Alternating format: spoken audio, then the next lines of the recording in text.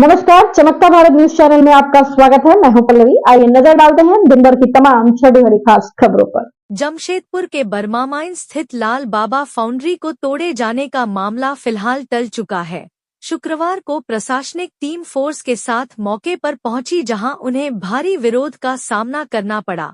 हालांकि कागजी कमी के कारण प्रशासन को फिलहाल बैकफुट होना पड़ा। वैसे आज इलाके में बुलडोजर चलाने का ऐलान पूर्व से किया गया था, जिस पर इलाके के तमाम निवासी पूर्व से सड़क पर उतरकर प्रदर्शन कर रहे थे। इनके द्वारा ट्यूब कंपनी गेट पर टायर जलाकर आवागमन को बाधित कर दिया गया था। वहीं मौके पर भाजपा के कई नेतागण एवं कांग्रेस के नेतागण समेत भाजपा के नेतागण भी मौजूद थे। सभी ने अपने अपने स्तर से विरोध प्रकट किया। बता दें, इस इलाके में 125 गोदाम एवं 1000 से ज्यादा घर बसे हुए हैं। मौके पर पहुंचे दंडाधिकारी से भाजपा नेता अभय सिंह, शिवशंकर सिंह, कांग्रेस नेता डॉ अजय कुमार समेत तमाम नेतागणों ने बातचीत की। उन्होंने कहा कि जिस इलाके को तोड़ने हेतु प्रशासन बुलडोजर लगाना चाहती है, उन्हें पूर्व में नोटिस ही नहीं दिया गया है, जिस कारण इसे तोड़ा नहीं जा सकता। इन सब बातचीत के बाद प्रशासन वापस हो गई। वहीं इसके बाद भाजपा और कांग्रेस खेमे में हल्की नोक-झोंक भी हुई। आप सबको मालूम है, हमारे कैलाश नगर के 125 जो गोडाउन और फैक्ट्री है, 3 दिन से उनके मालिक, उनके काम करने वाले जितने सहयोगी रात दिन सोए नहीं हैं। आज ऐसी परिस्थिति पैदा हुई कि टाटा कंपनी की पूरी टीम, जिला प्रशासन, शासन की पूरी टीम ये गोडाउन एरिया को तोड़ने के लिए यहाँ पहुँच चुकी थी। लेकिन एक जन सैलाब जो पूरे जमशेदपुर से समर्थन मिला, सिर्फ कैलाश नगर नहीं, बर्मा माइन से नहीं, अन्य क्षेत्रों से सभी लोग यहाँ पर आए और विरोध किया। उन्होंने विरोध का तात्पर्य था कि आप जब किसी को नोटिस नहीं दे रहे हैं, कोई जानकारी नहीं दे रहे हैं, हमारे लोग लगभग 50 साल से व्यवसाय कर रहे हैं, उस परिस्थिति में आप बिना कोई जानकारी दिए माल जाल की क्षति करने के लिए आप कैसे पहुंच सकते हैं। इसके विरोध में जमशेदपुर के सभी वासी और साथ ही साथ राष्ट्रीय पार्टी के जितने भी नेता थे, सभी लोग यहाँ आए, व्यापारी वर्ग को सपोर्ट किए। लेकिन मेरा ये आपसे कहना है कि यह कोई राजनीतिक प्लेटफॉर्म नहीं है, ये हम सबों के रोजी रोटी का मामला है। जो यहाँ व्यवसाय करने वाले लोग हैं, जो यहाँ काम करने वाले लोग हैं, उनका सिर्फ और सिर्फ अपनी रोजी रोटी की लड़ाई के लिए जद्दोजहद कर रहे हैं। तो मेरा आपके चैनल के माध्यम से यह आग्रह करना चाहता हूँ, इसमें कोई राजनीतिक पार्टी राजनीति न सीखे।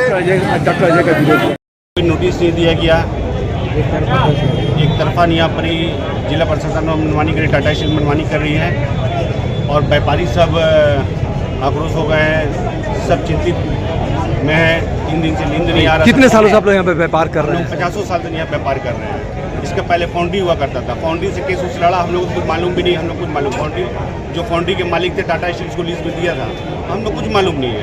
उन लोगों का केस आपस में लड़ा, ना हमारे पास नोटिस आया ना कुछ। और एक बैग कहा जा रहा है कि आप सभी को गोदाम तोड़ा जाएगा।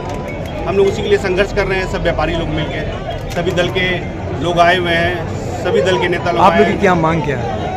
हम लोग का आह्वान है कि हम लोग को टाटा लीज से बाहर किया जाए। भारतीय जनता पार्टी के लोग राजनीति करने में मशहूर। हमने एक ही चीज कहा है कि जब इतने बस्ती को लीड से बाहर निकाल दिए थे, और हमने बोला भी नहीं था, ये लोग ने सरकार को गाली देने शुरू किया। मैंने कहा ये कोर्ट का आदेश है।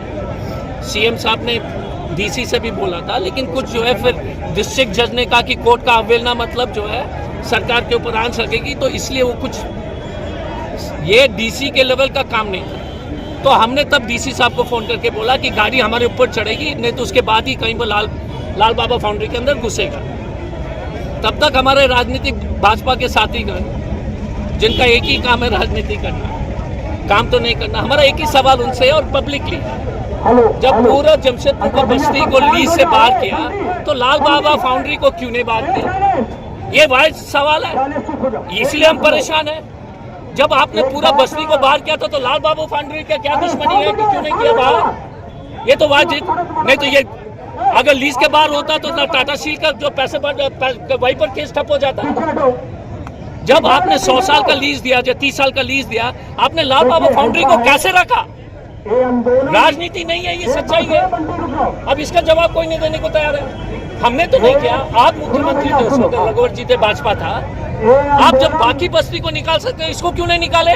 कारण तो बताओ, कोई साठगांठ, कोई लेन देन, कोई कारण है?